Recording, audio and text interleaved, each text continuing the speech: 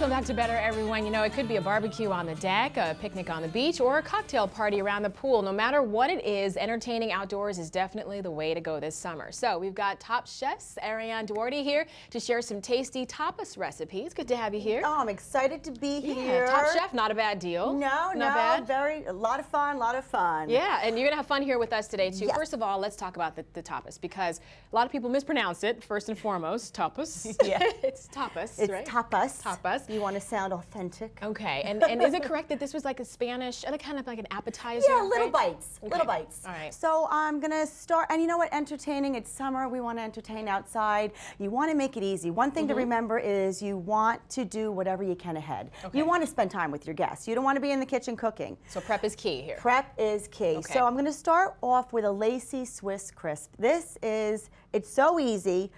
A single slice of cheese becomes this crispy, beautiful chip. Okay. I've tested a lot of different cheeses. My favorite, I love the Finlandia Lacy Swiss. It melts beautifully, holds its shape. And you just kind of use your hands to break it apart? Use your hands. Okay. And the great thing, low sodium, low fat cheese. Got it. Okay. So your crisp, oven-dried tomatoes. Now our markets are filled with beautiful tomatoes, some fresh basil, and that's a beautiful little bite right there. Here's a nice full plate over here of them. They look gorgeous too. And again, finger foods. Finger foods. I think your guests would, and you know, you eat with your eyes first. So how beautiful does that look? Oh, can I just tell you, my eyes are really big right about now. These look great. Okay, next we're going to also show our guests, our viewers, how to make something else called mushroom tartlet. Right? Yeah, savory mushroom tartlet. Again, few steps that you can do ahead. This mixture that we're going to make, you can make it 2 days ahead. Okay. So in here I have my cream and my eggs. If you can add a little Parmesan. Just a little bit of this? Go ahead, the whole thing. Okay. The whole thing, it's about a half a cup. What if you don't like Parmesan? Can you know what, you substitute? can definitely substitute. You can omit it if you'd like. Okay. These are sauteed mushrooms. Okay. And now our farmers markets are filled with fresh mushrooms. We're going to add a little salt, a little pepper, some fresh parsley, and then to really finish it off, please, this is a Finlandia Swiss, which I love. Finlandia Swiss, robust, nutty flavor, all natural. It's aged for 100 days. It's really great. And if you don't like Swiss, you got Havarti, you got Gouda. So you're making this ahead of time. How far in advance can you make this? 2 days. 2 days. You keep it in the refrigerator. In a container covered. Okay. And then when you're ready, simply already prepared shells. You can buy these in the store now, and you just fill these. Do you want to take these all the way to the top, or do you want to take it just before? I like to take them to the top because they do fall a little bit after the cheese oozes and melts. Okay. And this is what they look like when they're done. Absolutely gorgeous. gorgeous. And if you really want to, you know, really wow your guests, a little bit of truffle oil on there, you know, jazz it up. Does the trick. Exactly. You've got a couple of other things here on the table. We're not going to demonstrate, but just show them. The tomato salad. This just says summer when I look at this. It's beautiful. I mean, these are heirloom tomatoes,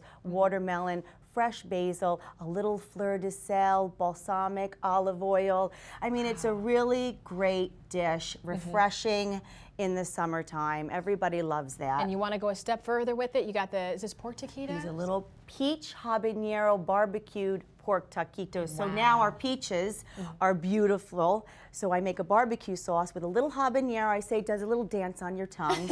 And then we shred some pork, a little tomato, some corn tortillas, lime juice, and look, it's just a cute little bite. Again, you mentioned to me a little bit earlier about just using items and ingredients that you already have at home. What I'm seeing here is don't be afraid to put things out there. Absolutely not. And you know, visit your farmers markets too. I mean, this is coming from the earth right now. It's beautiful, summertime. You mentioned mixing the watermelon with the tomatoes. I mean, these are combinations I don't think the average person would think about. Sweet and salty, I love that. A little sweetness with a little salty, savory. I love that on my mouth. Right. I really like that. Seeing so many restaurants serving these, do you think that it's going to change the way that we think about appetizers in terms of the portions and what we put in I them? think it definitely has already. I really do. I think you can definitely do, it's a lot of little plates now.